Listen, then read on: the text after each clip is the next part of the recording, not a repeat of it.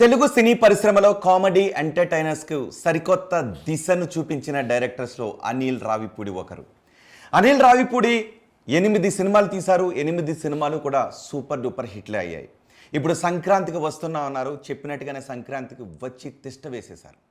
ప్రస్తుతం అనిల్ రావిపూడి మన ముందున్నారు. అనిల్ రావిపూడితో ఈ ఇంటర్వ్యూలో చాలా విశేషాలు అడుగుదాం.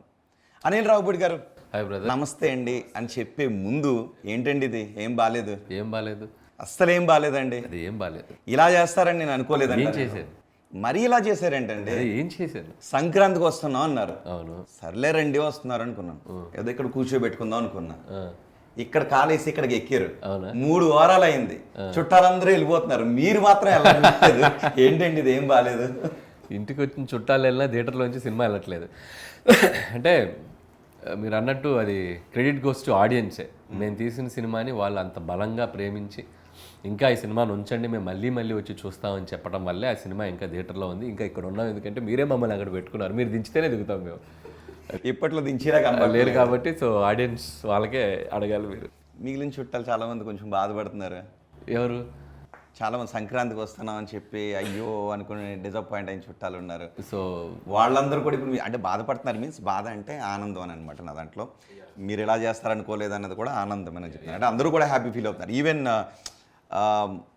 సినీ లవర్స్ అందరూ కూడా హ్యాపీ ఫీల్ అవుతారు. తెలుగు ప్రేక్షకులు అందరూ కూడా ఇంకా సంక్రాంతి మూడ్లోనే ఉన్నారు. 100%. అంటే ఈ సినిమా సక్సెస్ అనేది ద సౌండ్, ఈ సినిమా చేసిన సౌండ్ కానీ అండ్ రిజల్ట్ కానీ రెవెన్యూస్ కానీ అండ్ క్రియేట్ చేసిన రికార్డ్స్ కానీ అండ్ ఇట్స్ లైక్ ఒక్కొక్క సెంటర్లో బీసీ సెంటర్స్ అంటే ఇది though it's a family entertainer, కొద్దిగా క్లాస్గా మాస్ ఎలిమెంట్స్ తక్కువ ఉన్నప్పటికీ అంటే దీన్ని నాకు అదే అర్థం కాలేదు. ఒక సీడెడ్ లాంటి బీసీ సెంటర్స్ మాస్ ఏరియాలో కూడా ఈ సినిమా చాలా చోట్ల మంచి రికార్డ్స్ క్రియేట్ చేసింది.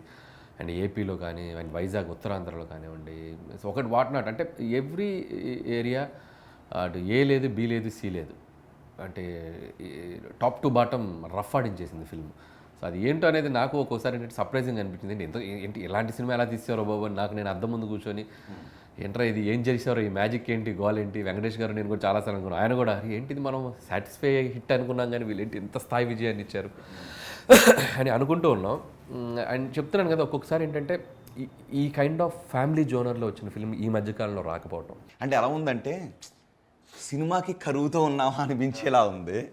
ఆ జోనర్లో సినిమాకి కరువుతో ఉన్నావా అనిపించేలా ఉంది. అలాంటి ఉండటం వల్ల పండక్కి మేము ఇంతకుముందు చేసిన మ్యాజిక్ F2తో వెంకటేష్ గారు నేను వచ్చినప్పుడు చేసిన అల్లరి అది వాళ్ళు అన్నీ చూస్తున్నారు. సో ఖచ్చితంగా వీళ్ళ సినిమా మనల్ని బాగా ఎంటర్టైన్ చేస్తారని ఒక కాన్ఫిడెన్స్. సో వచ్చి వాళ్ళ ఎక్స్పెక్టేషన్స్కి మేము రీచ్ అవ్వటం. అండ్ సరిలేరు నాకు 2020 సంక్రాంతి సరిలేరు కూడా అంతే హ్యూజ్ అప్పుడు నాకు వచ్చింది అప్లాస్ కానీ రెవెన్యూస్ కానీ. సో ఎక్కడో సంక్రాంతి ఆడియన్స్కి ఆ పర్టికులర్ పొంగల్కి ఉన్నటువంటి ప్రేక్షకులు సినిమాలకు వచ్చే కైండ్ ఆఫ్ ఆడియన్స్కి నేను చేసే సినిమాలు బాగా దగ్గరగా ఉన్నాయని అనుకుంటున్నాను. నిజానికి ఏంటంటే కాంప్లిమెంట్. మా అమ్మ మా నాన్న సినిమాలు ఒకసారి చూస్తారు. మన ఊరు వెళ్ళిన తర్వాత అరే సంక్రాంతికి వస్తున్న సినిమాని మళ్ళీ వెళ్దావరా అని అనమాట. మళ్ళీ సంక్రాంతికి వస్తుంది. సో ఇవి ఉన్నప్పుడు ఏంటంటే మేకర్గా కానీ డైరెక్టర్గా కానీ నాకు చాలా హ్యాపీ అనిపిస్తుంది నిజంగా. మనం జనరల్గా ఎవ్రీ ఫ్రైడే మనం వెళ్ళిపోతున్నాం సినిమాలు. మన ఇంట్లో పేరెంట్స్ కూడా మనతో పాటు వచ్చి సినిమా చూస్తే ఎలా ఉంటుంది, ఆ వైబ్ బాగుంటుంది కదా. సో అవి ఎప్పుడో సంవత్సరానికి 2-3 సార్లే జరుగుతాయి. సో ఆ దీంట్లో నేను feeling little bit proud. So నేను చేసే సినిమా 60 ఏళ్ళ నుంచి 6 ఏళ్ళ పిల్ల వరకు ఆల్ ఏజ్ గ్రూప్స్కి కనెక్ట్ అయ్యే సినిమా రీచ్ అవుతుంది అనేది నేను చాలా హ్యాపీ. ఊహించారా ఈ రేంజ్లో హిట్ అవుతుంది? సంక్రాంతికి ఇంకా కాంపిటీషన్ ఎక్కువ ఉంటుంది కదా. ఊహించలేదండి, 200% పక్కాగా ఊహించలేదు. సినిమా హిట్ అవుతుంది అనుకున్నాం, మంచి హిట్ అవుతుంది ఎందుకంటే మంచి ఎంటర్టైనర్ తీసాం, సక్సెస్ అవుతుంది, F2 లాగా ఆడుతుంది అనుకున్నాం. మా టార్గెట్ F2 అంటే అప్పుడు 85 crore చేసింది షేర్, 150 crore క్రాస్ చేసింది, అదే అనుకున్నాం. బట్ డబల్ చేసింది.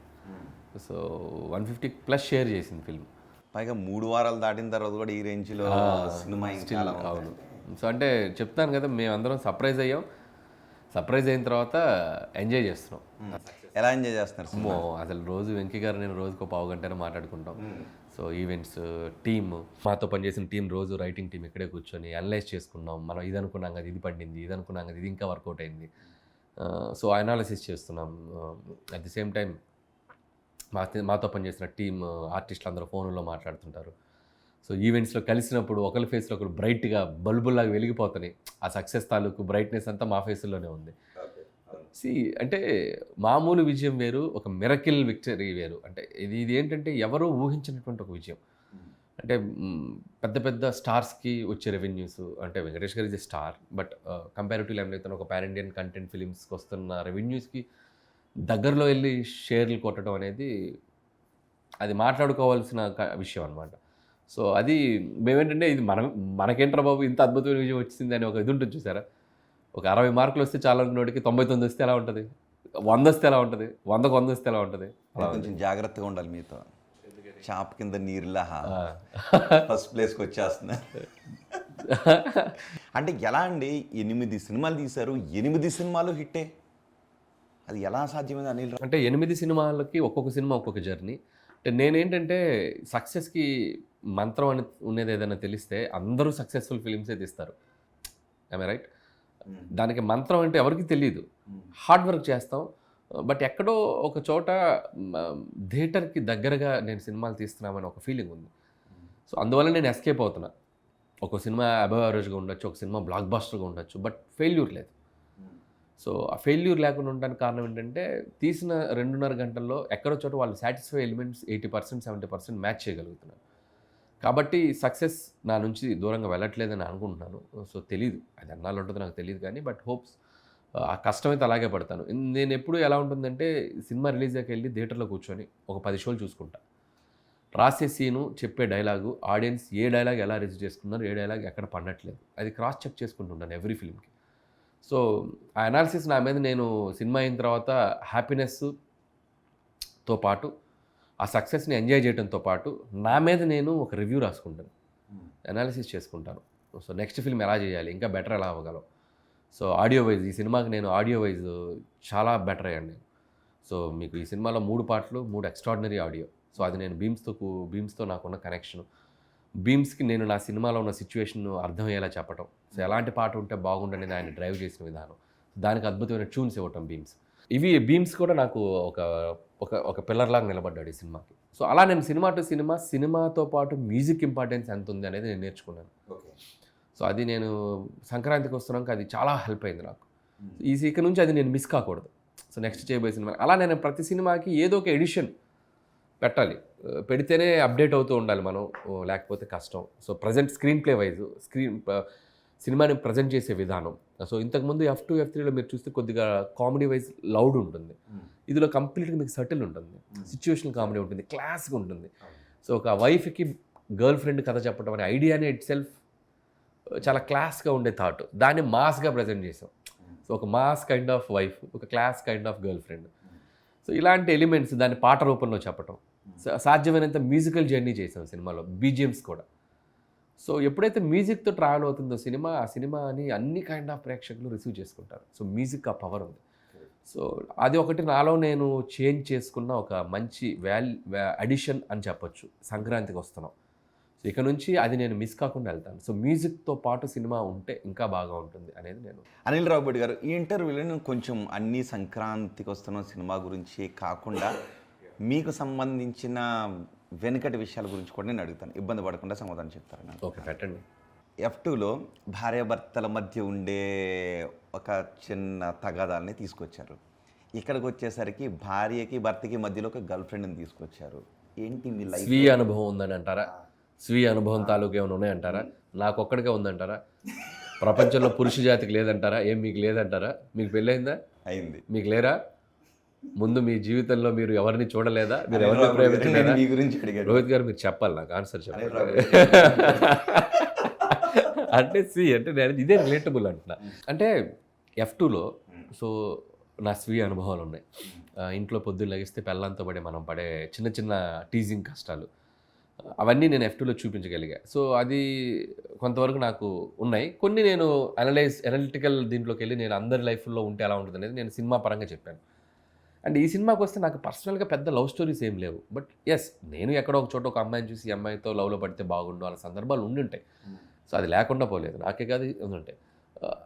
ఎక్కడో ఒక చోట కాలేజ్లోనో టీనేజ్లోనో గుళ్ళోనో బళ్ళోనో ప్రతి మనిషికి ఎక్కడో ఒక అమ్మాయితో ఒక కనెక్షన్ ఉంటుంది. అది 1 సైడ్ లవ్ అవ్వచ్చు, 2 సైడ్ లవ్ అవ్వచ్చు, బట్ ఎక్కడో మనం మూవ్ అయిన సందర్భాలు కూడా ఉంటాయి.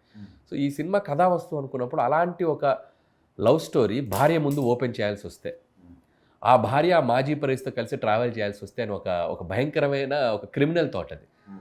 సో అది నేను ఆ ఐడియా అనుకున్నప్పుడే, నేను కథ అనుకున్నప్పుడు ఇది చాలా కొత్తగా ఉండబోతుంది ఈ సినిమా. అండ్ నేను ఇలాంటి ఒక కొత్త ఐడియా నాకు వస్తే రాదో కూడా తెలియదు. But as a idea wise ఇది చాలా యూనిక్ థాట్. సో ఆ యూనిక్ థాట్ ఆడియన్స్కి బాగా కనెక్ట్ అయ్యారు కాబట్టి ఈ సినిమా ఇంత అద్భుత విజయాన్ని సాధించింది. ఇందులో చాలా క్రిమినల్ థాట్స్ ఉన్నాయి మీ ఏంటి సినిమాలో. చెప్పండి. చెప్తాను ఒక్కొక్కటి. సరే, సో బేసిక్ ఇది మాట్లాడితే నా మీద చాలా యూట్యూబ్లో కూడా, సో మీరు అడిగారు నన్ను ఏమైనా ఉన్నాయని, నేను ఎక్కడ చెప్పింది లేదు. బట్ అనిల్ రావిపూడికి ఉండి ఉండొచ్చు అని చెప్పి యూట్యూబ్లో దాదాపు 30, మీరు వెళ్ళి చూడండి, థంబ్నెయిల్స్ పెట్టి 30 స్టోరీలు రాశారు. అవేవి నమ్మకండి. అనిల్ రావిపూడి గారు నంబర్ అనుకుంటున్నారా? అవేవి నమ్మకండి. మీ ద్వారా చెప్తాను, నేను మీ ఛానల్ ద్వారా చెప్తున్నా. దయచేసి మీరు నమ్మకండి, ఆడియన్స్ కూడా నమ్మకండి. నాకు ఏదైనా స్టోరీ ఉంటే నేను బహిరంగంగా నేను చెప్పగలను. ఎందుకంటే నాకు ఒక లవ్ స్టోరీ ఉంది బాబు, అది మా ఆవిడకి చెప్పాను రా బాబు అని. ఎందుకంటే మా ఆవిడ నన్ను అర్థం చేసుకుంటుంది కాబట్టి నాకు అంత స్ట్రెస్ లేదు, ప్రెషర్ లేదు. కాబట్టి ఎటువంటి ప్రేమ కథలు, ఎవరో విచిత్రమైన పేర్లు పెట్టారు, శ్వేత ఏదో పేరు నామకరణాలు కూడా చేసేసారు.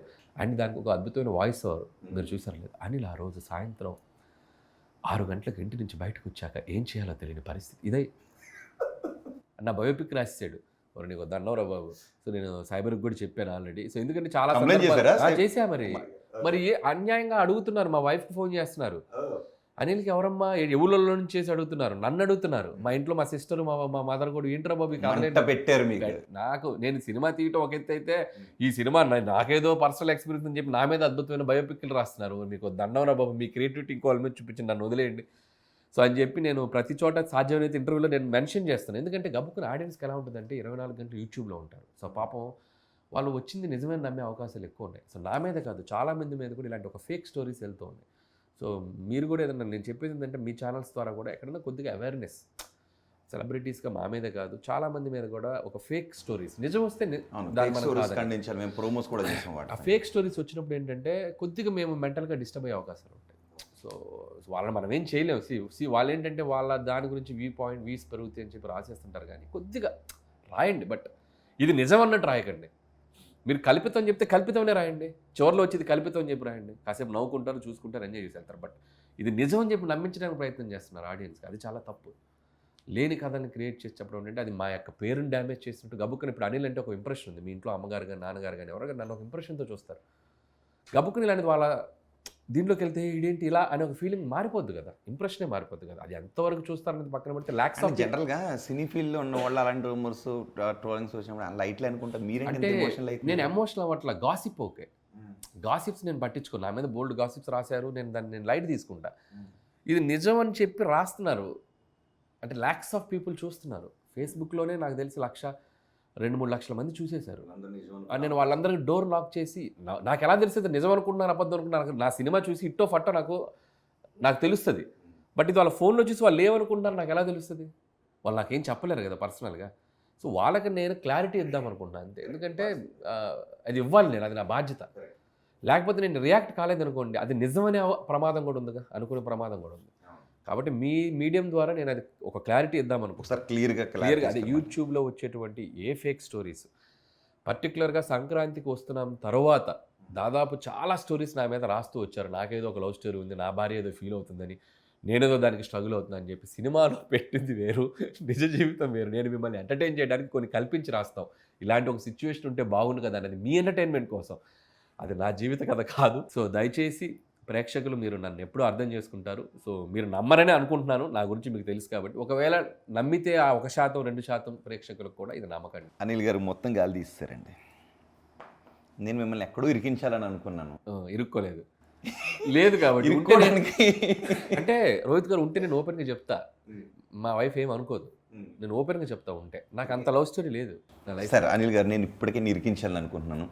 ఇంట్లో ఇరికించమంటారా, బయట ఇరికించమంటారా? 2 చోట్ల ఇరికించి ట్రై చేయండి, మీరు ఎక్కడ ఇరికిస్తారు చూద్దాం, నేను ఇరుక్కుంటారో లేదు.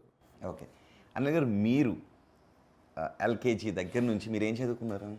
నేను బీటెక్ చేశాను. బీటెక్ వరకు మీరు ఐ లవ్ యూ చెప్పాలనుకున్న వాళ్ళు ఉన్నారా, చెప్పిన వాళ్ళు ఉన్నారా?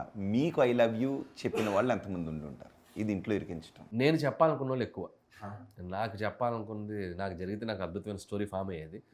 నేనే అనుకుంటాను, 10th క్లాస్లో ఒకరికి అనుకున్నా, ఇంటర్మీడియట్లో ఒకరిని అనుకున్నా, ఇంజనీరింగ్లో ఒకరిని అనుకున్నా, ఇంకంతే. ఇంజనీరింగ్ తర్వాత ఇండస్ట్రీకి వచ్చాక నేను పెళ్లి కాకముందు అనుకున్నా, 2-3 హీరోయిన్స్లో అనుకున్నా, అసిస్టెంట్ హీరోయిన్స్ అనుకున్నారా 2-3 అనుకోకుండా ఎలా ఉంటాం, పని చేసేటప్పుడు హీరోయిన్స్ని చూస్తాం కదా, ఎంత బాగుంది హీరోయిన్, రైటర్గా ఉన్నప్పుడు, అసిస్టెంట్ డైరెక్టర్గా ఉన్నప్పుడు ఉంటుంది కదా. ఇట్స్ లైక్ అప్పుడు ఏంటి యంగ్ ఏజ్ కదా. సో 24-23 అంటే టీనేజ్, అంటే ఆల్మోస్ట్ టీనేజ్ నుంచి మంచిగా యుక్త వయసులోకి వచ్చిన వాళ్ళమే కదా అనిపిస్తుంది. ఎవరికైనా ఉంటుంది కదా ఆ ఫీలింగ్, ఆ దశ దాటి వచ్చిన వాళ్ళమే కదా. సో ఎవరికి చెప్పే పరిస్థితి రాలా.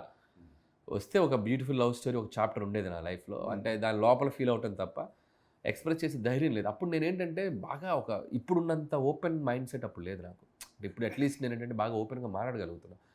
అప్పుడు నేను కొద్దిగా రిజిడ్గా ఉండేవాడిని. సో ముఖ్యంగా అమ్మాయిలతో కూడా మాట్లాడడానికి కొద్దిగా ఇబ్బంది పడేవాడిని.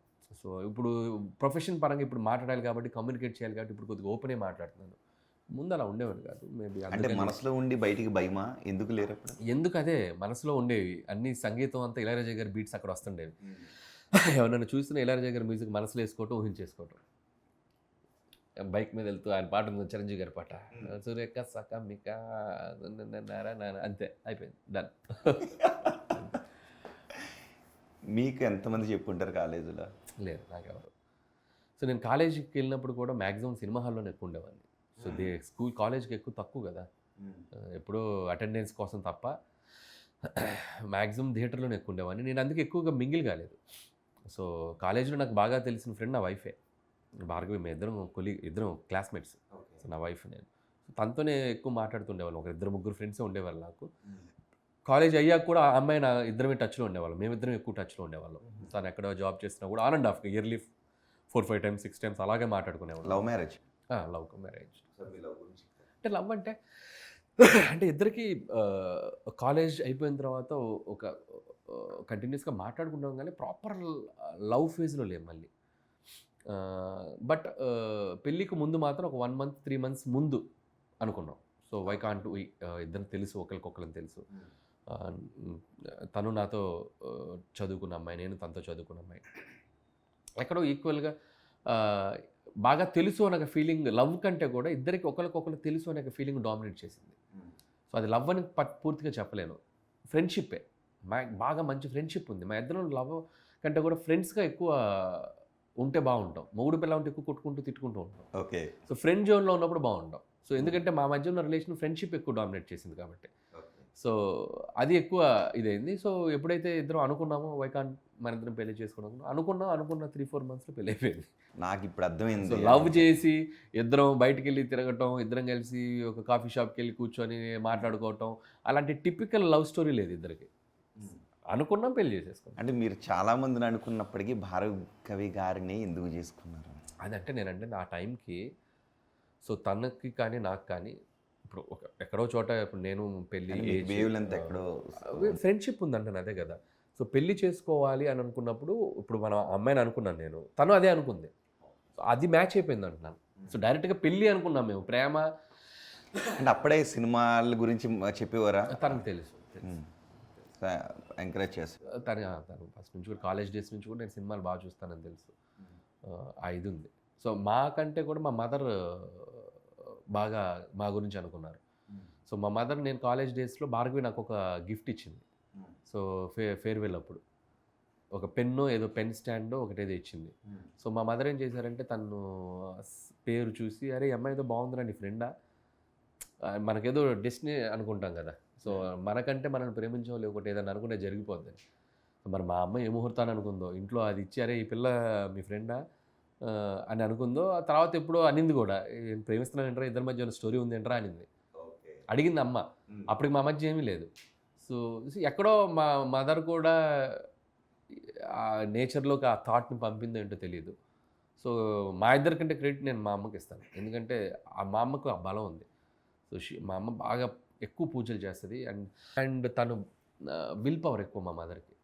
అంటే చాలా, అంటే మా మదర్ ఫాదర్ కూడా చాలా ఎక్కువ ఫేస్ చేసి ఉన్నారు సిచ్యువేషన్స్. అంటే నేను డైరెక్టర్ అవ్వకుండా ఒక 10 years ఇంజనీరింగ్ చదివి ఇది ఉన్నా కూడా, పెళ్ళి అయ్యాక కూడా నేను డైరెక్టర్ అవ్వకుండా ఒక 3 years ఉన్నాను, 3 to 4 years. అంటే ఎక్కడో చాలా స్ట్రగుల్ ఫేజ్లో నుంచి వచ్చి డైరెక్టర్ అయ్యాను నేను. సో ఆ ప్రాసెస్లో మన గురించి ఎప్పుడు దేవుడి ముందు కూర్చొని మా ఓ డైరెక్టర్ అవ్వాలి, మా ఓ డైరెక్టర్ అవ్వాలి, మా ఓ డైరెక్టర్ అవ్వాలి, మా ఓ డైరెక్టర్ అవ్వాలి, నేచర్లోకి ఒక పాజిటివ్ ఎనర్జీ పాజిటివ్ వైబ్ నమ్ముతారు కదా. సో వైఫ్ చేయదని కాదు, సో తను కోరుకుంటుంది, బట్ తను జాబ్ చేసేది, తను బిజీలో తను ఉండేది, తను she wish always for my best గురించి చేసేది. బట్ మదర్ ప్రేమ ఎప్పుడు ఏంటంటే ఇట్స్ లైక్ అంటే మనం ఎక్కువ మాట్లాడడం వాళ్ళ గురించి. మీరు ఎంతమంది? నేను మా అక్క. మీ నాన్నగారు ఎప్పుడైనా కర్ర పుచ్చుకున్నారా? సినిమాలకి వెళ్తానంటే శుభ్రంగా చదువుకుని జాబ్కి వెళ్ళావు అంటే సినిమాలు అంటూ తిరుగుతున్నాడు అనిల్ అని.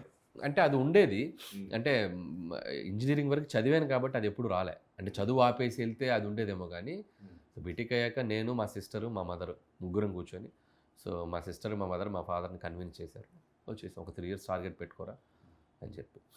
సో ఇందాక చెప్తుంది అంటే, సో మదర్ అనుకోబట్టి సో మా పెళ్ళికి కొద్దిగా లీడ్ పడిందేమో. ఆ తర్వాత మేమిద్దరం భార్గవి నేను అనుకున్నాక ఆ తర్వాత మా సిస్టర్తో నేను చెప్పడం జరిగింది. సో సిస్టర్ నీకు ఓకే అయితే ఓకే రా, అమ్మాయికి ఓకే కదా అని చెప్పి, మా అక్క ఇంకా ఏదన్నా నేను మా అక్కనే ముందుకు తోస్తా. ఏ పని చేయించాలన్నా నేను వాడే ఆయుధం మా సిస్టర్.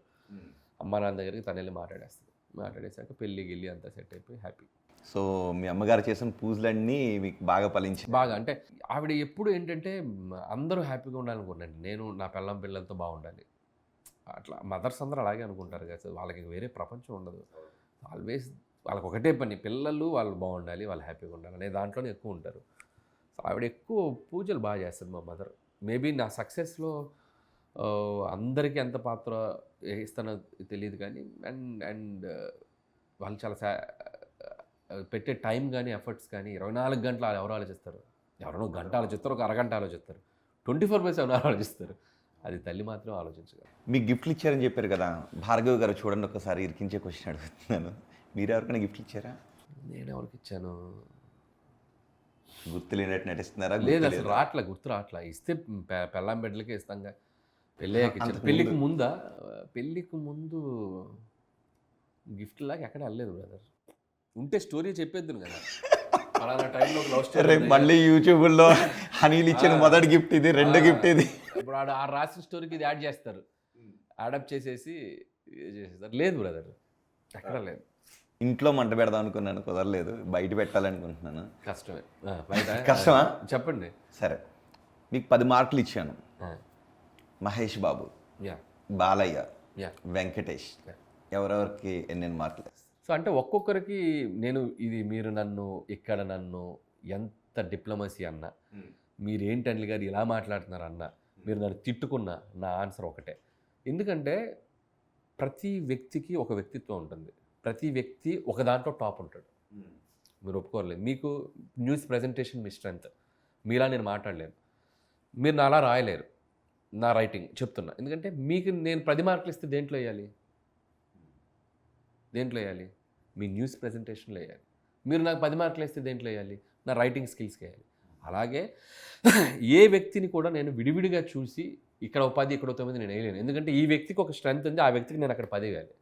అలా చూస్తే మహేష్ గారిలో ఒక sense of humour and genuinity towards a director approach. అంటే ఆ డైరెక్టర్ని బిలీవ్ చేస్తే 200% ఆ డైరెక్టర్కి సరెండర్ అయిపోతారు. సో అలాంటి ఒక నమ్మే విధానం ఉంది చూసారా, దాంట్లో 10కి 10 మహేష్ గారు. అండ్ అలాగే వస్తే బాలకృష్ణ గారు డిసిప్లిన్. అంటే ఒక వ్యక్తిగా ఒక మనిషి ఇలా బతకొచ్చా, పొద్దున 3:30కి లేచి ఒక లైఫ్లో 3:30కి ఒక ఎర్లీ మార్నింగ్ 3:30కి లేచి పూజ ఒక 1.5 గంట చేసి ఆ ఓరాలో లేచి అదే టైమింగ్లు ముహూర్తాలు ప్రతి చోటకి వెళ్ళేటప్పుడు ఒక మంచి టైంలో వెళ్ళాలి అనేది మనకు పురాతన కాలం నుంచి మనం ఎవరూ ఫాలో అవ్వం. మనం పొద్దున్న నిద్ర లేచి స్నానం చేసి రెడీ వచ్చేస్తాం, కానీ ఆయన అలా వెళ్ళరు. బయలుదేరే ఒక టైం ఉంటుంది, ఒక గడి ఉంటుంది, అది చాలా అవసరం. మనం చాలా తప్పుగా అనుకుని ఉంటాం, కానీ అది ఫాలో అవ్వాలి. చాలా తక్కువ మంది ఫాలో అవుతారు, ఆయన ఫాలో అవుతారు ప్రతి గడియ ప్రతి దానికి. ఎందుకంటే భూమి గుండ్రంగా తిరుగుతుంది కదా, ఎక్కడో ఒక చోట ఒక ప్లానెట్ పవర్ ఏదో అంటారు కదా, సో గ్రహాల బలం అంటాం కదా, ఏదో ఆయన నమ్ముతారు.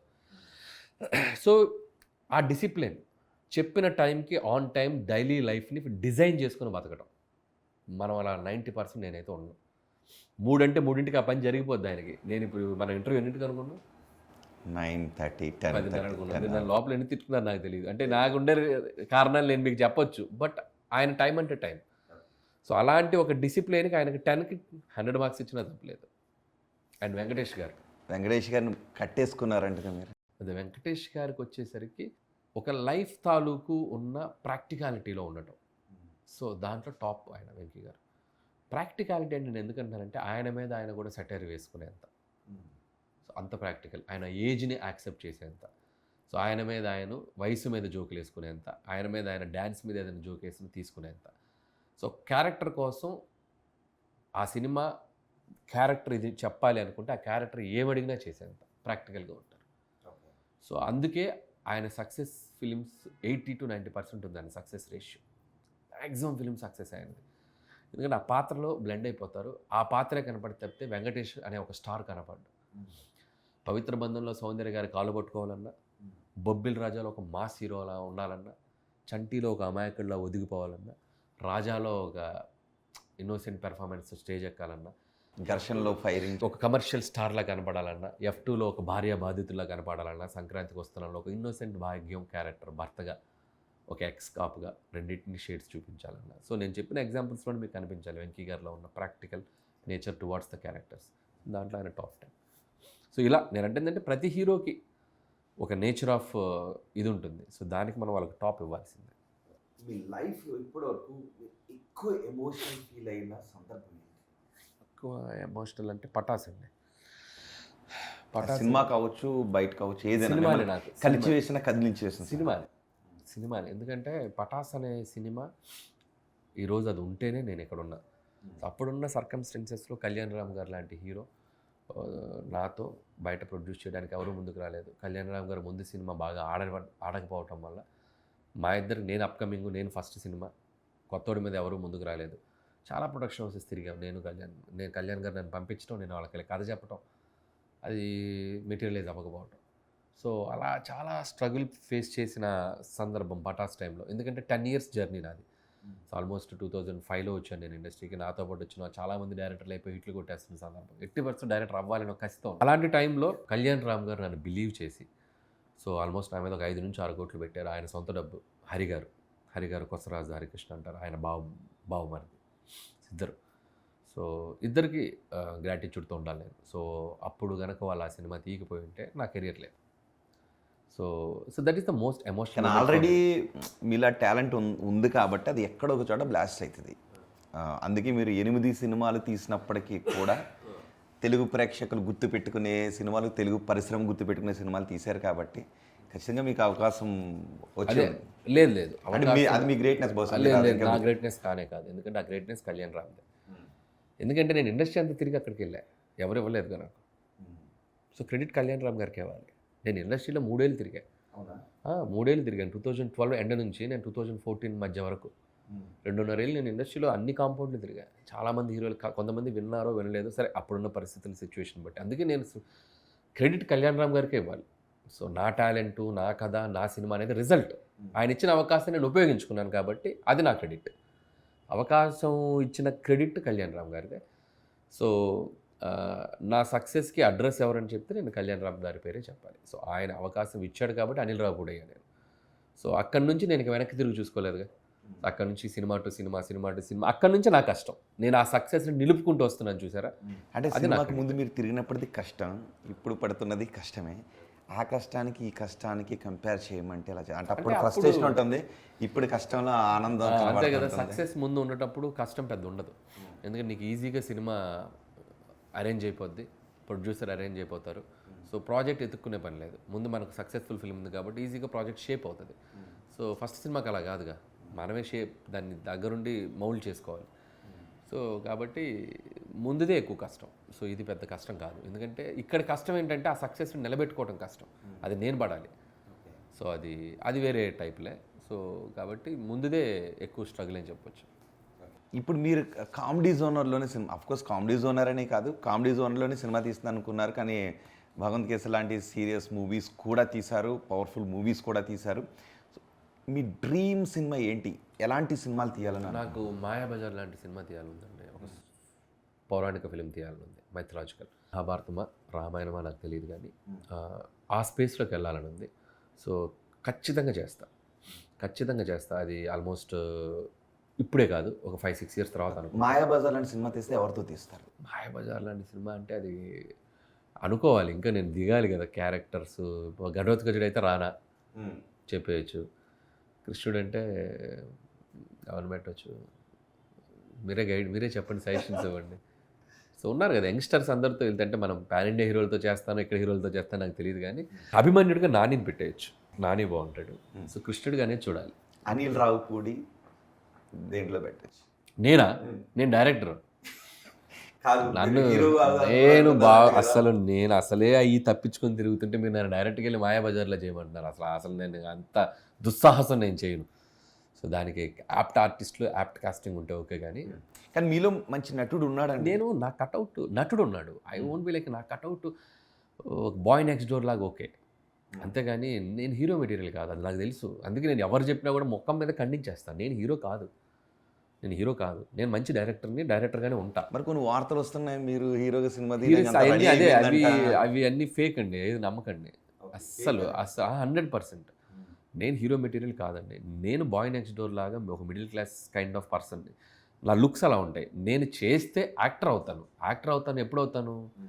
ఇప్పుడు సోకాల్డ్ హీరోస్ నాని గారి అన్నగానో, విజయ్ దేవరకొండకి రేపు బాబాయ్ గానో, రేపు ఒక 5-6 ఏళ్ళ తర్వాత డైరెక్టర్లు అందరూ కొద్దిగా వయసు అయ్యాక హీరోలు అవుతారు. ఎక్కడో దాచేస్తున్నారు.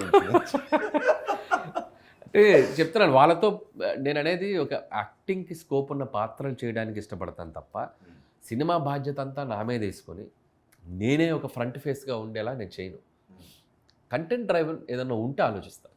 ఒకవేళ పౌరాణిక పాత్రలో మీకు నేను ఇది సూట్ అవుతాననే పాత్ర ఏంటి? ఒకవేళ మాయాబజార్ లాంటి నన్ను ఎందుకు అలా ఇరికిస్తున్నారు? అసలు పౌరాణిక పాత్రలు నా కట్అవుట్కి ఎక్కడ అంతది? సూట్ అవుదా? రేలంగి పాత్ర చేయొచ్చు. సుందరి, సుందరి మీ వంటి దివ్య రూపము ఎందెందు వెతికినా కథ అని చెప్పి ఆ రేలంగి గారి పాత్ర చేస్తావు, ఓకేనా? ఓకే. అంటే మీరు ఎలా ఉన్న రాయినైనా తీసుకొచ్చి చెక్కుతారు కదా. ఒక మట్టి ముద్దను తీసుకొచ్చి ఒక శిల్పాన్ని చేస్తారు. అది నేను అవతల వాళ్ళు చెక్కితే బాగుంటుంది. నన్ను నేను ఎలా చెక్కుకోవాలో నాకు తెలియదు, అవతల వాళ్ళకు ఉండాలి ఆలోచన. అందుకే నేను ఎవరికైనా చెప్పినా, నేను సందీప్ని అడిగినా, సందీప్ బంగాని అడిగినా, నా ఫ్రెండ్ సందీప్ బాగా తెలుసు నాకు. సో తనని ఎవరైనా రిక్వెస్ట్ చేసేదంటే మీ దాంట్లో ఏదన్నా ఒక మంచి పాత్ర రాయమని అడుగుతాను తప్ప నా మీద సినిమా తీయమని నేను ఎవరిని అడగను. పాత్ర అంటే ఏంటి? సరదాగా వెళ్ళి ఒక 5 days 10 days చేసి రావచ్చు. సో అది నాకు ఈజీ కదా, హ్యాపీగా వెళ్ళి చేస్తే అది నాకు ఇంట్రెస్ట్. సో యాక్టర్గా ఓకే, యాక్టర్గా వేరే వాళ్ళ డైరెక్షన్లో ఒక మంచి పాత్ర ఉంటే చేస్తా, అంతే. ఓకే. మీరు రచయితగా ఉన్నారు, డైరెక్టర్గా ఉన్నారు, మీలో నటుడు ఉన్నాడు. మీకు మీరు రచయితగా బాగా నచ్చుతారా, డైరెక్టర్గా బాగా నచ్చుతారా? చాలా కాంప్లికేటెడ్ ప్రశ్న. అంటే రచయితగా ఉన్నప్పుడు ఒక కైండ్ ఆఫ్ టార్చర్ ఉంటుంది, డైరెక్ట్గా ఉన్నప్పుడు ఒక కైండ్ ఆఫ్ టార్చర్ ఉంటుంది. రెండు బ్యాలెన్స్ చేయాలి. ఇది ఏది డామినేట్ చేసినా సినిమా రిజల్ట్ వేరేలా ఉంటుంది. ఇప్పుడు నాలో ఉన్న రైటర్ డామినేట్గా ఉంటే అద్భుతమైన కథ చేసుకుంటా, నాలో ఉన్న డైరెక్టర్ డామినేట్గా ఉంటే నేను అద్భుతంగా తీస్తా. నేను డైరెక్టర్గా చేసేటప్పుడు నాలో ఉన్న రైటర్ బయటకు వచ్చి ఇంకొద్దిగా ఎక్కువ రాసి ఇంకొద్దిగా డైలాగులు తీస్తే ప్రొడ్యూసర్కి బర్డన్ అవుతుంది, అంటే ఎక్కువ తీసేస్తా. సో నాలో ఏంటంటే రెండింటిని బ్యాలెన్స్ చేసుకుంటా నేను. సో ఇద్దరిని బ్యాలెన్స్ చేస్తా. అందుకే నేను ప్రొడ్యూసర్ ఫ్రెండ్లీగా ఉండగలుగుతున్నాను. సో ఎంత తీయాలో అంత తీయగలుగుతున్నా అంటే రైటింగ్ని తొక్కబట్టేగా. సీన్ పేపర్ రాసుకుంటారు, 5 వద్దు తీసేయి అంటే నాలో ఉన్న డైరెక్టర్ డామినేట్ చేస్తాడు. షూటింగ్ స్పాట్కి వెళ్ళేసరికి అసలు నిర్దాక్షిణ్యంగా కట్ చేస్తా, డైలాగ్స్ క్రిస్ప్ చేసేస్తా. అండ్ ఎడిటింగ్కి వచ్చేసరికి ఎడిటర్ కూడా భయపడిపోతారు. మా తమిరాజ్ గారు, ఒరే బాబు నువ్వు రావద్దు, నేను ఒక వెర్షన్ చేసాక పిలుస్తాను, అప్పుడు రాని తోసేస్తాను నేను బయటికి, కత్తినోటికి వెళ్ళిపోయి కట్ చేసేస్తుంటా. సో అంత స్పేస్ కరెక్ట్గా ఉండాలి, ఆ సినిమా పేస్ పడకూడదు అనేది ఆలోచిస్తాను నేను ఎప్పుడు. కాబట్టి ఆ బ్యాలెన్సింగ్ ఎక్కువ ఉంటుంది. రైటర్ ఎలా ఉండాలి, డైరెక్టర్ ఎలా ఉండాలి అనేది బ్యాలెన్స్ చేస్తా. సో ఎవరి పాత్ర ఎంతవరకు అంతవరకే వాడతా. ప్రొడ్యూసర్స్ ఫ్రెండ్లీ అన్నారు. దిల్ రాజు కూడా మీ గురించి మాట్లాడితే ఎమోషనల్ అయ్యారు. దిల్ రాజు ప్రొడక్షన్కి మీరు ఒక బంగారు బాతు, వెంకటేష్ గారి విషయంలో మీరు ఒక మార్గదర్శిలాగా తయారయ్యారు. ఇప్పుడన్నీ ఒక చర్చ జరుగుతుంది. అంటే వెంకీ గారికి నాకు ఈరోజు కాదు, 2018 నుంచి స్టార్ట్ అయింది మా జర్నీ. F2 సినిమా నుంచి. ఆయన సినిమాలు బొబ్బిల్ రాజా, సుందరగాండ, ఇంట్లో వెళ్ళాలి, వంటింట్లో ఇలాంటి సినిమాలన్నీ ఆయన చూసి వచ్చినవాడిని కాబట్టి ఆయన డైరెక్ట్గా చూసేసరికి ఒక అడ్మైరింగ్లోకి వెళ్ళిపోయాను నేను. ఈ వెంకటేష్ గారిని నేను చూస్తుందని. The moment I saw him Ramanaidu స్టూడియోలో, అక్కడ ఏ ముహూర్తాన కలిసామో కానీ మా ఇద్దరికి ఒక ఫ్రీక్వెన్సీ మ్యాచింగ్ అంటామా, వేవ్ లెంత్ అంటామా, కనెక్షన్ అంటామా తెలియదు. నెవర్ బిఫోర్ ఎవరా, అదేనండి, అదే చెప్పాలి. ఇద్దరికి భలే అర్థమైపోద్ది. మేము మాట్లాడుకోం తెలుసా? చాలా దూరం నుంచి ఆయన ఒక సైగ చేస్తాడు, నేను ఒక సైగ చేస్తా. తెలియని ఒక బాండింగ్, తెలియని ఒక కనెక్షన్. సైకిల్ చేసుకుంటారా? ఎంత రియాక్షన్స్ కూడా అదేదో అంట నేను, ఆయన అంటాడు ఇట్టంట ఏదో, అది అర్థమైపోద్ది మాకు. ఓహో ఇది కొద్దిగా తగ్గించమంటున్నాడు, ఇది కొద్దిగా ఎక్కువ చేయమంటున్నాడు, ఇది కొద్దిగా సరిపోద్ది అంటున్నాడు, ఇది వద్దు అంటున్నాడు. చూపులతోటే ఎవరైనా వెళ్ళి చెప్పాలి కదా. వెంకీ గారికి నాకు అర్థం ఉండదు, మ్యాక్సిమం ఐస్తో మాట్లాడుకుంటాం. అంత సింక్ వచ్చింది మాకు. సో ఇక అది ఒక్కసారి ఏదైనా మీరు సెట్లో అలా చెప్పింది ఒకసారి చెప్తారా కెమెరా ముందు? ఏమిటంటే ఒకటేం చెప్పలేను. ఏదన్నా ఇప్పుడు దాంట్లో ఉంటుంది కదా, వీళ్ళిద్దరు జెండు బామ్ అని చెప్పి రూమ్లో తలిపేసుకున్నప్పుడు ఒక చిన్న రియాక్షన్ ఉంటుంది, ఏదో అన్నాడు అది. సో అదేంటంటే ఆయన ముందు ఒకటి చేశారు, ముందు ఒకటి చేసినప్పుడు నేను ఆయనకి ఏదో చెప్తా, ఇంకోటి ఏదో అంటే ఆయన దాంట్లోది ఏదో అది ఓకే అని చెప్పి అది ఇంకోటి ఏదో చేస్తారు. సో ముందు చేసిన దానికి కాదు అన్న తర్వాత వచ్చిన రియాక్షన్ అది. సో ముందు ఒకటి చేశారు ఆయన, అది అట్లా అంటుంది. అది ఒకటని చెప్పలేను నేను. డైలాగ్ టైమింగ్ కానివ్వండి, కొన్ని ఫర్ ఎగ్జాంపుల్ ఇది వెళ్ళేది ఉంది కదా, ఆయన లాక్కెళ్తుంది, అది ఆయన నేను చెప్పాలి, ఆయనే చేసాడు. ఓకే, అమ్మాయి ఇలా లాక్కెళ్తుంటే ఇలా చూసుకుంటూ వెళ్తాడు కదా. ఇప్పుడు నేను ఏం చేయనే బాగా అది లాక్కెళ్తుంది అని ఒక హెల్ప్లెస్నెస్. సో అలాంటివి కొన్ని ఆయన స్పాంటేనియస్గా చేసేస్తారు. కొన్ని ఇప్పుడు డ్యాన్స్ చేసేవి ఉన్నాయి, సో మీరు కూడా చేస్తే బాగుంటుంది సార్ అట్లా. సో కొన్ని ప్రతి చోట ఇంప్రూవైజేషన్ మేము అనుకున్నది వెళ్తూ ఉంటుంది. హాయ్లో కానీ, హాయ్ సీన్లో కానీ, హాయ్ అని చదువు, హాయ్ అంటే హగ్ అని చెప్పిన చదువు లేని ముద్ద, హాయ్ అంటే సో అవన్నీ. మీరు ఎప్పుడైనా హాయ్ అనే దాన్ని హగ్ అని కోడ్ లాంగ్వేజ్ ఉపయోగించుకున్నారా ఇంటికి? లేదు నేను ఇందులో ఆ బావమరుదుల్ని మరుదుల్ని షడ్గుడ్లని బుక్ చేయడానికి అప్పటికప్పుడు అనుకుని రాసుకుందే. బట్ ఇప్పుడు చాలామంది హాయ్ పెట్టడానికి భయపడుతున్నారని విన్నాను నేను. It's okay.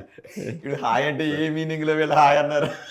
ఏమో రేపు పొద్దున్న బయటకు వెళ్ళి ఇష్యూ కూడా చేస్తారు, సార్ వాడు నాకు హాయ్ పెట్టాడు, అనిల్ రావుపూడి చెప్పాడు హాయ్ అంటే హగ్ అని, నన్ను దాంతో వచ్చి.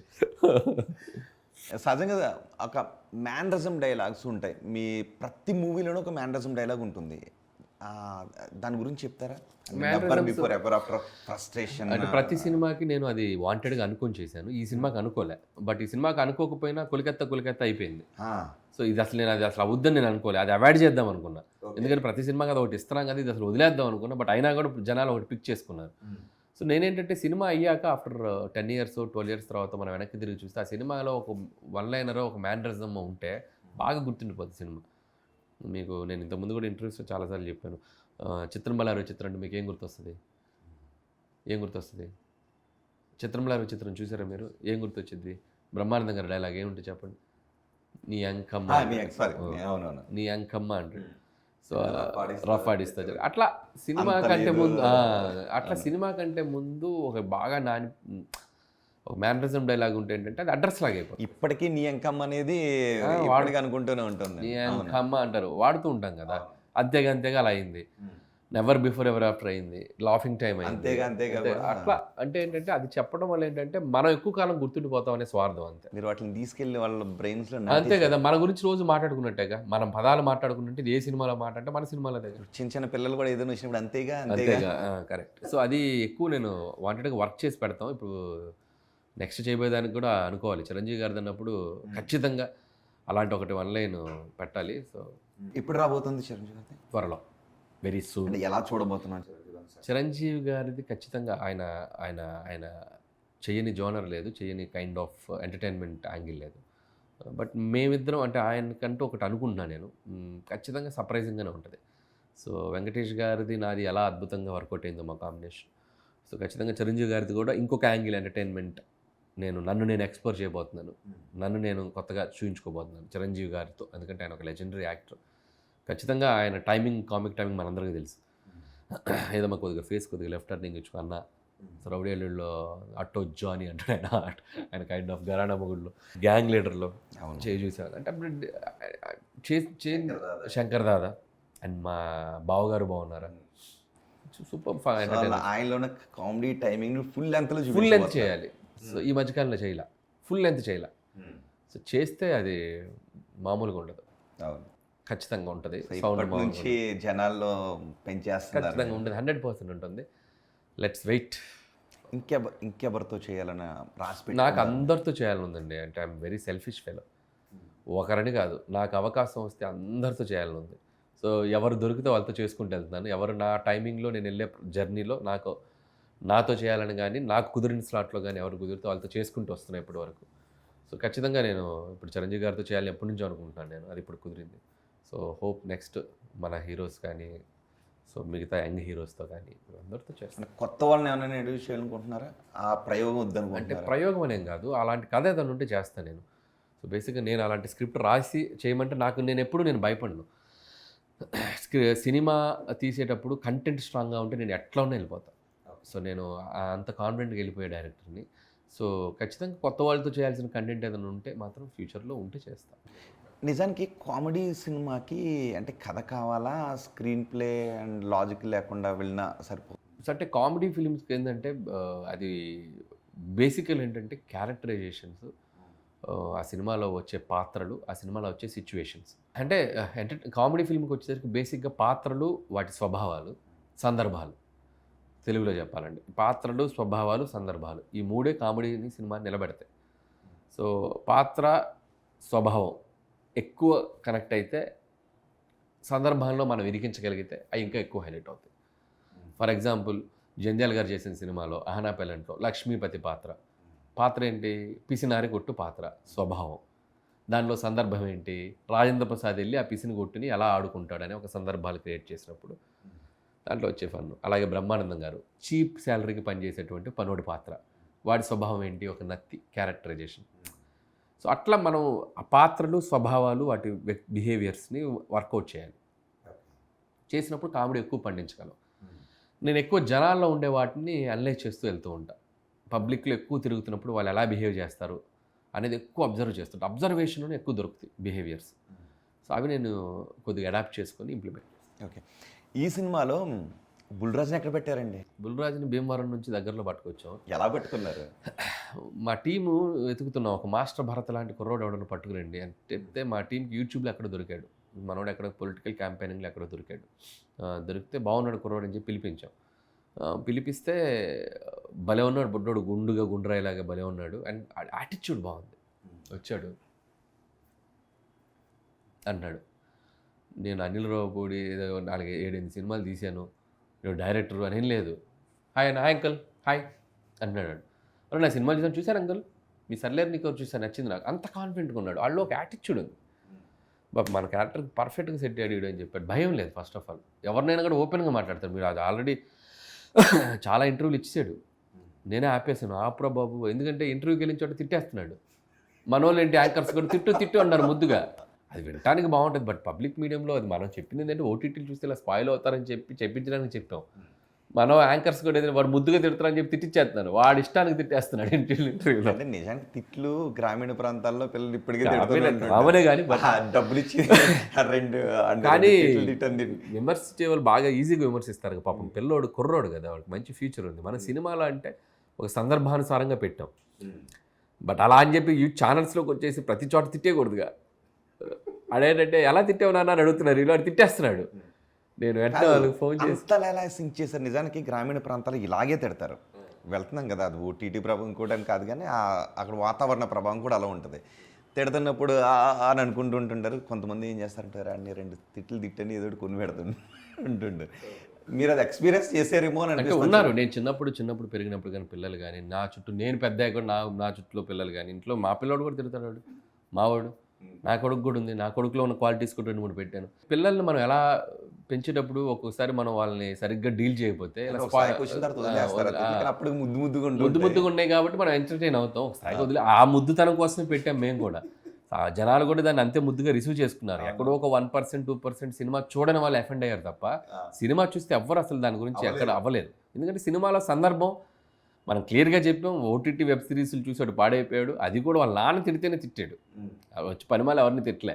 అని గెలుక్కుంటే తిడతాడు. ఇప్పుడు వాడు కూర్చుంటే నీకు తెలిసేట్రా అంటాడు. వాడిని గెలుక్కున్నాడు, అనవసరం ఆ క్యారెక్టర్. వాడిని గెలుక్కుంటే తిడతాడు వాడు. సో అలా మనం డిజైన్ చేసాం. కానీ బాగా చేశారు. ఎందుకంటే ఆ క్యారెక్టర్ చూసిన తర్వాత ఇంటి పక్క పిల్లోడు, ఇంట్లో పిల్లాడు గుర్తొచ్చారు. చాలామంది ఊళ్ళల్లో ఉన్న వాళ్ళకి మావాడు కూడా ఇలాగే తిడుతున్నాడు అని వాళ్ళ పిల్లల వాళ్ళు చూసుకున్నారు. నైస్, బాగుంది అది. అండ్ ఈ సినిమా వరకు చూసుకుంటే కథలో వెంకటేష్ కోసం వస్తారు. ఆయన ఉద్యోగం వదిలేసి వచ్చాడు. ఆయన ఉద్యోగం వదిలేసి వచ్చిన తర్వాత కిడ్నాప్ చేసిన తీసుకుని రావడానికి వెళ్ళినప్పుడు వెంకటేష్ ఇంకా పవర్ఫుల్ క్యారెక్టర్లో చూపిస్తారు. ఇక ఘర్షణలో వెంకటేష్ కనబడతాడేమో గన్ను పేలుద్ది బుల్లెట్ దిగుద్ది అనుకున్నా, ఈయనేమో చేయి పెట్టి మెడబట్టేసింది నడుబట్టేసింది అన్నారు మొత్తం. అదే కామెడీ సందర్భం అదే కదా నేను అనేది. మనం ఆడియన్స్ని ఏంటంటే ఇలా ఉంటుంది అనుకున్న స్క్రీన్ ప్లేని ఇంకోలా డీల్ చేయడమే ఫన్. సో అందరు ఇప్పుడు ఏంటి హీరో జనరల్ అలా చేస్తే రెగ్యులర్, దాన్ని బ్రేక్ చేయడమే మనం ఎక్కడో చోట ఒక కామెడీ స్పేస్కి తీసుకెళ్ళటం. సో అలాంటి బాడీ కొద్దిగా ఈ ఫిట్నెస్ వదిలేసిన ఒక పోలీస్ ఆఫీసర్కి ఇద్దరు టార్చర్ వల్ల, అటువైపు భార్య అటువైపు ఎక్స్ గర్ల్ ఫ్రెండ్ టార్చర్ వల్ల మళ్ళీ ఫిట్గా అయిపోయాడు వీళ్ళిద్దరు పెట్టిన టార్చర్కి అనేది మనం క్లైమాక్స్కి ఇక అందరినీ ఎరక్కొట్టేస్తాడు కదా, మళ్ళీ ఆ పోలీస్ ఆఫీసర్ తాలూకు వైబ్ వచ్చేస్తుంది. సో అది డిజైన్ చేయడం అలా చేసాం అనమాట. ఓకే. అండ్ F2లో చూసుకున్నా, F సిరీస్లో చూసుకున్నా, ఎక్కడ చూసుకున్నా అదే కనిపిస్తుంది. విలన్ ఎక్కడో వీక్ చేస్తుంటాడు. మనకు అవసరం లేదుగా విలన్స్, అసలు కామెడీ టైంలో విలనే అడ్డం మనకి. అతను ఎప్పుడు వచ్చినా మనకు అడ్డమే. అంత నేమ్ సేక్ ఉండాలి విలన్స్ అంతే. ఎందుకంటే మన కథను ముందుకు తీసుకెళ్ళాలి, వీళ్ళని డ్రైవ్ చేయడానికే పనికి రావాలి. సో మనకి ఇందులో మనకి విలన్ అనేది కథా వస్తువే కాదు. ఇందులో కథా వస్తువు ఏంటంటే ఒక రెస్క్యూ ఆపరేషన్కి బయలుదేరిన ఒక మాజీ పోలీస్ ఆఫీసరు భార్యతోటి మాజీ ప్రైస్తో కలిసి వెళ్తే ఆ దారిలో ఆ పిచ్చి గ్యాంగు, ఆ విలన్ గ్యాంగ్ వల్ల ఇలా పడ్డ ఇబ్బందులు, ఆ జర్నీ అంతే. సో విలన్ ప్రధాన పాత్రధారి కాదు ఈ సినిమాలో. సో వెళ్ళే పాత్రలకి హెల్ప్ అవ్వాలి తప్ప. ఇంకొకటి, ఇది కూడా కొంచెం ఇరికింటామని అనుకున్నాను, బట్ ముందే క్లారిటీ ఇస్తారు, అయినా అడగాలని అనుకుంటున్నాను. గోదావరి సాంగ్ ఉంది కదా, వచ్చిన తర్వాత వాళ్ళని గోడలు దూకించారు, పెంకుటిల్లు ఎక్కించారు, చాలామంది తలలు పగలగొట్టించారు. ఆ గోడలు వాళ్ళిద్దరిని దూకించారు. జనరల్గా ఊళ్ళో ఈ డైలాగ్ వేస్తుంటే ఏంద్రా ఎన్ని గోడలు దూకి ఏంటి అది ఎందుకు వచ్చింది, సహజంగా మీలో ఉందా అంటే నాలో ఎందుకు నేనెందుకు దూతానండి బాబు, వాళ్ళు దూకితే నన్ను ఎరగొడతారు, నన్ను గోడలు దూకి నేను దూకలేను. జనరల్గా అదేంటంటే మీరు అడిగిన ప్రశ్నలో ఒక బ్యూటీ ఏంటంటే ఆ సిచ్యువేషన్లో బ్యూటీ ఏంటంటే ఉమ్మడి కుటుంబంలో మనం ఎలా ఉంటుందంటే అన్నయ్యలు, ఒక ముగ్గురు అన్నయ్యలు కలిసి ఒకే ఇంట్లో ఉంటే ఇట్స్ లైక్ ఒక సెన్సిటివ్ మ్యాటర్ కదా. భార్యాభర్త మధ్య ఉండే ఒక ప్రైవేట్ టైం అనేది అందరు కలిసి ఉన్నప్పుడు ఎలా ఉంటుందో ఒకసారి ఊహించండి. ఎక్కడో చోట ఆ రోజు వాళ్ళకి ఒక ఫీలింగ్స్ ఉండొచ్చు, ఎలా ఎక్స్ప్రెస్ చేసుకోవాలి, ఎలా కలవాలి అనే ఒక క్వశ్చన్ ఉంటుంది కదా. అది నేను ఎక్స్ప్లోర్ చేద్దాం అనుకున్నా. ఒక ఉమ్మడి కుటుంబంలో ఉన్నప్పుడు భార్యాభర్తల మధ్య ప్రైవేట్ టైం ఎంత సెన్సిటివ్గా ఉంటుంది. ఒకవేళ ఇంట్లో కలవలేని సందర్భం ఉంటే వాళ్ళు ఎక్కడికి వెళ్ళి కలవచ్చు, అంటే ఇట్లా గోడలు దూకో లేకపోతే పక్కకో ఎక్కడ అట్లా అలా ఎక్స్ప్లోర్ చేశాను తప్ప. సో ఏదో నేను పర్సనల్ ఎక్స్పీరియన్సే కాదు. నేను ఉమ్మడి కుటుంబంలో ఒక ముగ్గురు, చాలామంది మీకు గోదావరి డిస్ట్రిక్ట్లో చూస్తే అలా ఉంటారు, అన్నదమ్ములు కలిసి ఒకే ఇంట్లో ఉంటారు. ఉన్నప్పుడు భార్యాభర్తల మధ్య ప్రైవేట్ టైం అనేది ఇప్పుడంటే ఎక్కడికక్కడికి ఎవరి రూమ్స్ వాళ్ళకు ఉన్నాయి, కానీ అప్పట్లో కొద్దిగా ఇబ్బందులు ఉండేవి. సో అట్లా దాన్ని పట్టుకొని డైరెక్టర్ ప్రతి సినిమాలోనూ కూడా తన అనుభవాలను ఎక్కడో ఒక చోట పెడుతుంటాడు. ఈ వచ్చిన సినిమాల్లో మీ అనుభవాలని ఏ సినిమాలో ఎక్కడెక్కడ పెట్టారో చెప్పగలుగుతారా? మన సంక్రాంతి దగ్గర నుంచి తీసుకుని. అంటే ఒకటని చెప్పలేము. నేను సుప్రీం సినిమా రాసేటప్పుడు నేను ఒక ట్రైన్ జర్నీలో ఒక సోల్జర్ని కలిశాను. అప్పుడు నేను ఆ సోల్జర్ మీద కథ రాసి సర్లేరు నీకు ఎవరు తీశాను. సో F2 నా లైఫ్లో నా వైఫ్ తోటి జరిగేటువంటి చిలిపి అల్లర్లు అయితేనేమి, ఒక్కొక్కసారి ఫైటింగ్స్ అయితేనేమి, సీరియస్ గొడవలు అయితేనేమి, దీంతో ఒక కథ చేయొచ్చు కదా అని F2 తీశాను. సో రాజాది మీ లైఫ్లో రాజాది గ్రేట్ వచ్చేసరికి ఒక విజువల్లీ ఛాలెంజ్డ్ పీపుల్, కానీ నేను సుప్రీం తీసినప్పుడు డిజేబుల్డ్ పర్సన్స్ నేను కలిసినప్పుడు వాళ్ళలో ఒక కాన్ఫిడెన్స్ లెవెల్ నేను చూశాను. సో దాని నుంచి నాకు ఐడియా వచ్చింది, ఎందుకు తీయకూడదు, వీళ్ళ కాన్ఫిడెన్స్ ఒక సినిమా అయితే ఏంటి, వీళ్ళ మీద ఫుల్ ఫ్లెడ్జ్డ్ ఫిల్మ్ ఎందుకు తీయకూడదు అని రాజాది గ్రేట్ తీశాను. అంటే నేను వెళ్ళే దారిలో నాకు ఎదుగే సందర్భాల్ని పట్టుకొని నేను సినిమాలు రాసుకుంటూ వచ్చాను. భగవంత్ కేసరి సొసైటీలో జరుగుతున్నటువంటి నేను చదువుతున్న న్యూస్లను బట్టి ఆడపిల్లల మీద ఇప్పటికీ మనం 2025లో ఉన్నాం, స్టిల్ ఇంకా వాళ్ళ మీద అట్రాసిటీస్ జరుగుతున్నాయి ఇప్పటికి కూడా. ఎందుకు వాళ్ళు స్ట్రాంగ్గా ఉండకూడదు? ఒక అమ్మాయి దగ్గరకు ఒక మగాడు వెళ్తే లెఫ్ట్ లెగ్ కొడితే మగాడు ఎందుకు పక్కకి వెళ్ళి పడకూడదు? అమ్మాయి అలా ఎందుకు పెంచకూడదు? మనం చదివించి అమెరికా వెళ్ళి పెళ్ళిళ్ళు చేయటమే కాదు, అమ్మాయిని స్ట్రాంగ్గా పెంచడం కూడా మన బాధ్యత. ఇప్పుడున్న వైల్డ్ ఈ సొసైటీలో ఇప్పుడు జరుగుతున్న దీంట్లో అమ్మాయి చాలా స్ట్రాంగ్గా ఉండాలి. అమ్మాయి దగ్గరికి వెళ్ళాలంటే ఒక్కడు వచ్చబడిపోవాలి. అలా మనం ఎందుకు పెంచకూడదు? వాళ్ళకి మార్షల్ ఆర్ట్స్ ఎందుకు నేర్పించకూడదు? వాళ్ళని వాళ్ళు సెల్ఫ్ ప్రొటెక్ట్ చేసుకునే మనం ఎందుకు పెంచకూడదు ఆడపిల్లల్ని అనే ఆలోచన వచ్చింది బనవ బేటీకు షేర్. సో అది అంటే ఎక్కడో చోట నేను సోషల్ రెస్పాన్సిబిలిటీ నా లైఫ్లో నేను ఎప్పుడు ఫీల్ అవుతూ ఉంటాను. నా కథల్లో ఎప్పుడు అది మిస్ కాదు. పటాస్ తీసినా, సుప్రీం తీసినా, రాజాది గ్రేట్ తీసినా, F2 తీసినా, ఏ ఫిల్మ్ అయినా తీసుకోండి, ఒక సోషల్ రెస్పాన్సిబిలిటీ నేను ఫీల్ అవుతాను. నా సినిమా ద్వారా మంచి చెడు చెప్పకపోయినా మంచి ఒక 10 మందో 15 మందో ఒక నలుగురికి వెళ్ళినా చాలు. ఇది ఏంద్రావా వీడికి ఇది అవసరం అనుకున్నా పర్లా, ఇప్పుడు ఈ కథకి ఇది అవసరం అనుకున్నా పర్లా, ఎక్స్టెండ్ చేసైనా నేను ఆ ఫ్రీడమ్ తీసుకొని అయినా ఒక మంచి చెబుతా. ఈ సినిమాలో అదే కనిపిస్తుంటాను. నేను చేస్తా, అది వాంటెడ్గా చేస్తా. ట్రైన్ గురించి అంటే మీరు ఎంతకుముందు అన్నారు ఫిజికల్లీ డిజేబుల్ పర్సన్స్ ఎక్కడో 2-3 సినిమాలు అది కనిపిస్తూ వచ్చింది. అండ్ ట్రైన్ గురించి కూడా మీ సినిమాలో ఒకటి కనిపిస్తూ ఉంటుంది. ట్రైన్ సర్లేరు నీకెవరో ట్రైను, ఇందులో కూడా వాళ్ళిద్దరు కలుసుకోవడం కూడా ట్రైన్. పైగా వాళ్ళిద్దరిని అక్కడ ఏమన్నా ఇంకొంచెం ఏమన్నా సీన్ పెడతారేమో టప్మని కలిపిస్తారు వాళ్ళిద్దరిని. అంటే మీరు ఎప్పుడైనా ట్రైన్ జర్నీ చేస్తున్నప్పుడు గుర్తులు ఏమైనా ఉన్నాయా? అంటే ట్రైన్ అనేది ఇట్స్ లైక్ ఎంతోమంది కొత్త మనుషులను కలిపేటువంటి ఒక ప్రయాణం అది.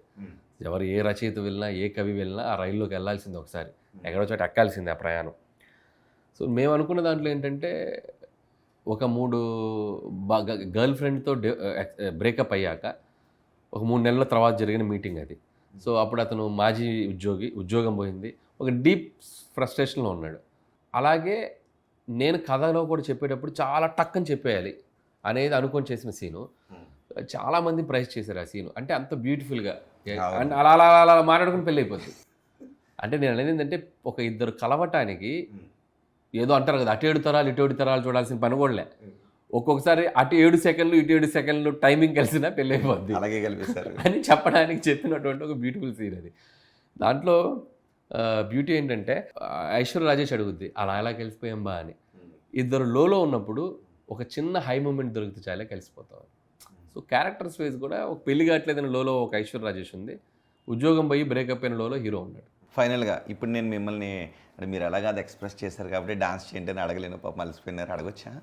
ఇక్కడ ఎలా వేస్తాను వెళ్ళేగా, ఇక్కడ ఇదే ఇంతే ఉంది ఫ్రేమ్, ఇక్కడే ఇలాగే ఏదో చేయాలి అంతే బేసికల్లీ టెక్నికల్లీ. ఓకే, మీరు సాంగ్స్ కూడా పాడటం ఇచ్చాను. ఒక డైలాగ్ ఒక సాంగ్ చెప్పించాలనుకున్నాను మీతో.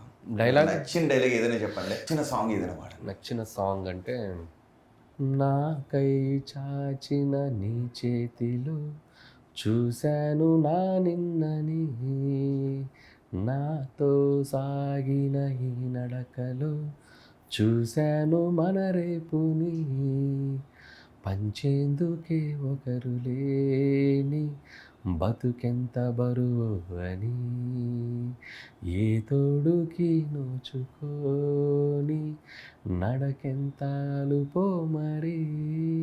బా మీరు ఒక సినిమాలో పాడొచ్చు, పాడటం కానీ ట్రై చేయండి. ఏదో నేను సరదాగా ఉన్నప్పుడు హమ్మింగ్ చేసుకునే పాటలు ఇవి. వెంకటేష్ గారి చేత పాడించారుగా, అది నాకు అంటే మెలోడీస్ చాలా బాగా ఇష్టం. ఇంకా పాట నాకు నిర్ణయంలో పాట చాలా ఇష్టం. ఏ పాట అది పాడను కానీ జస్ట్ ఏ పాట అది, ఉంగరాల జుట్టు వాణ్ణి ఒడ్డు పొడుగు వాణ్ణి చదువు సంధ్య కలిగినోన్ని చౌకబేరమ్మా నాకన్నా నీకున్న తావీదు ఏంటమ్మా, నా హైటు నా పొడుగు కన్నా మోరమ్మ. అది ఎవరి ముందైనా పాడాలనిపించింది అంటే మనకు అంత హైట్ లేం కదా, అందుకని పాడుకుంటూ ఉంటాం. హైట్ ఉంటే నీకన్నా నా హైట్ మనం 5'7" ఓ 6 ఉంటే ఇట్లాంటి పాటలు పాడుకోండి. ఇప్పుడు ఇట్స్ ఓకే, హైట్ మ్యాటర్స్, ఎంత బాగున్నా height matters. Anil Ravipudi matters అంతే కదా. ఓకే, నాగార్జునతో సినిమా తీస్తే ఎలాంటి సినిమా తీయాలన్నా? నాగార్జున గారితో చేస్తే నాకు ఆబ్వియస్లీ ఎవరిని అడిగినా ఎవర్ గ్రీన్ హలో బ్రదర్ అనే చెప్తారు. హలో బ్రదర్ నాకు all time favourite. So hello బ్రదరే చేయాల్సి వస్తుంది, ఆ టైమింగ్లో చేయాల్సి వస్తుంది. ఓకే, హలో బ్రదర్ లేట్ వెళ్ళిపోయింది మనసు. హలో బ్రదర్లో కాదు అది, నేనే పిల్లడు. హలో బ్రదర్లో చాలా సాంగ్స్ ఉన్నాయి కదా. ఎక్కండయ్యా బాబు వచ్చిందయ్యా బండి, ఎక్కండయ్యా ప్రియ రాగాలే గుండెలను కన్ను పెట్టరు కన్ను కొట్టరు,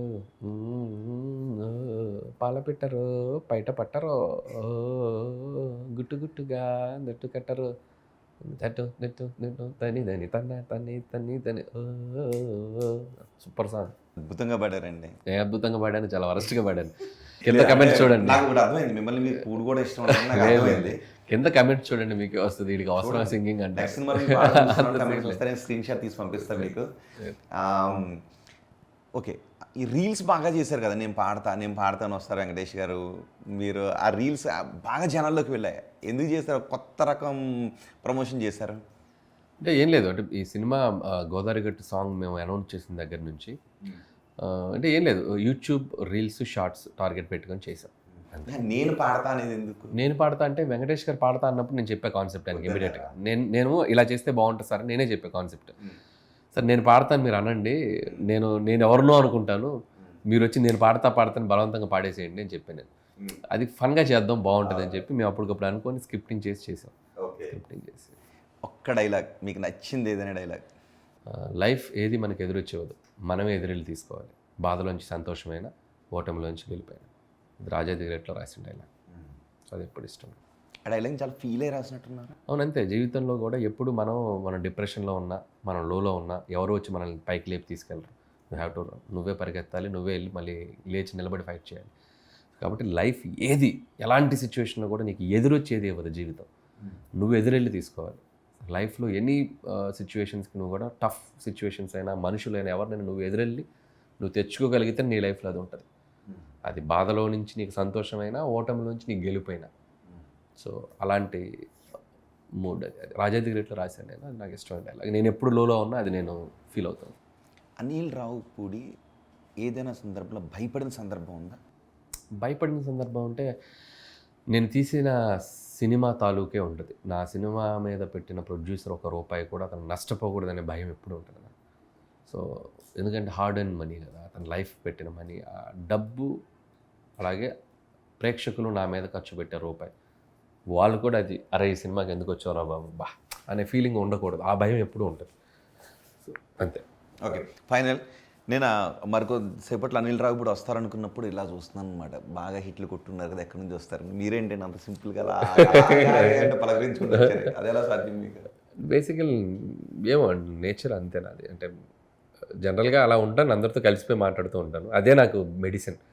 నేను ఏంటంటే పబ్లిక్కి దూరం అయిపోతే, డిటాచ్ అయిపోతే, నేను తీసే సినిమాల కైండ్ ఆఫ్ సినిమాలు నేను తీయలేనేమో. బేసిక్గా అది కూడా ఒకటి ఉంది. అంటే నాట్ ఓన్లీ నేచర్, సో పబ్లిక్తో ఎప్పుడు ఉండటానికి ఇష్టపడతాను నేను. అంటే వాళ్ళతో ట్రావెల్ చేయడం వల్ల నాకు చాలా విషయాలు తెలుస్తూ ఉంటాయి. మీతో ఒక అరగంట మాట్లాడటం వల్ల మీ దగ్గర నుంచి ఏదో ఒక కొత్త విషయం నాకు తెలియచ్చు. మీ లైఫ్లో మీరు ఎక్స్పీరియన్స్ చేసిన ఒక మూమెంట్ నాకు హెల్ప్ అవ్వచ్చు. సో అదే ఎక్కువ మనుషుల్ని కలుస్తూ ఉంటే, ఎక్స్ప్లోర్ చేస్తూ ఉంటే మనకు కొత్త విషయాలు తెలుస్తూ ఉంటాయి. మనం రాసుకోవడానికి క్రియేటివ్గా కూడా ఉపయోగపడుతూ ఉంటాయి. అలాగే నా నేచర్ కూడా ఏంటంటే నేను ఎక్కువ హెల్తీగా ఉంటాను, హ్యాపీగా ఉంటాను. సో దాని ట్రాఫిక్, దాని కంజెషన్ ఉండదు మనసులో. ఎక్కువ ఓపెన్లో ఉంటే మనం ఓపెన్గా ఉంటాం. సో ఎలాంటి సిచ్యువేషన్లోనే హ్యాపీగా ఉండాలి అనే మైండ్ సెట్తో ముందుకెళ్తాం. Be positive. నా వాట్సాప్ డీపీ కూడా అంతే, happy mind happy. Blood group ఏంటి? ఏబీ పాజిటివ్ అనుకుంటా. Anil be positive. Telugu cine బాగుంది. ఏది? AB positive, Anil be positive. బాగుంది కదా. తెలుగు ఇండస్ట్రీలో ఇంకా ఎలాంటి కథలు వస్తే బాగుంటుంది అనుకుంటున్నారు? ఎందుకంటే తెలుగు ఇండస్ట్రీ ఎక్కడికో వెళ్ళిపోయింది. సో ఇప్పుడు తెలుగు ఇండస్ట్రీలో ఎలాంటి కథలు వస్తే బాగుంటుంది? ఎలాంటి కథలకు వ్యాఖ్యం ఉందన్నారు? అంటే అన్ని కైండ్ ఆఫ్ ఫిలిమ్స్ చూస్తారండి ఆడియన్స్. లక్కీగా ప్రతి సెట్ ఆఫ్ స్క్రిప్ట్ సినిమాలకి ఒక సెట్ ఆఫ్ ఆడియన్స్ ఉన్నారు. సో మనకి కాబట్టి ఎవరు ఏ జోనర్లో తీసినా దాన్ని అంత ఎంగేజింగ్గా, దాన్ని అంత మనకి ఆడియన్స్కి చెప్పగలిగితే చాలు. ఫ్యామిలీ బ్యాక్ డ్రాప్లో తీసినా బ్లాక్ బస్టర్స్ అవుతాయి. అవుట్ ఆఫ్ ద వెళ్ళిపోయి వరల్డ్ బిల్డింగ్ ఫిలిమ్స్ తీసినా, థ్రిల్లర్స్ తీసినా, ఏది తీసినా వాళ్ళకి నచ్చే విధంగా తీయాలంతే. సో అన్నిటికీ స్పేస్ ఉంది. Audience are dying to watch films అండి. మనకి ఉన్న మేజర్ ఎంటర్టైన్మెంట్స్ సినిమా. వాళ్ళకి ఆ ఫ్రైడే లేకపోతే ఆ వీకెండ్ మనం తీసే సినిమా టీజరో ట్రైలరో మన కంటెంట్ ఎగ్జైట్ చేయాలి అంతే. అది మన చేతుల్లో ఉంది. వస్తే వాళ్ళు హ్యాపీగా థియేటర్కి వచ్చేస్తారు. Thank you very much Anil Ravipudi గారు. ఆర్టీవీ కోసం చాలా సమయాన్ని కేటాయించి కేవలం సినిమాకి సంబంధించిన విషయాలే కాదు, ఆయన వ్యక్తిగత విషయాలు, కాలేజ్ డేస్లో ఉన్న విషయాల గురించి ఇవన్నీ కూడా మాతో చాలా హ్యాపీగా పంచుకున్నందుకు, మీ జీవితంలో ఇంకా ఎన్నో విజయాలు సాధించాలని మనస్ఫూర్తిగా కోరుకుంటున్నాం. Thank you very much Anil Ravipudi గారు.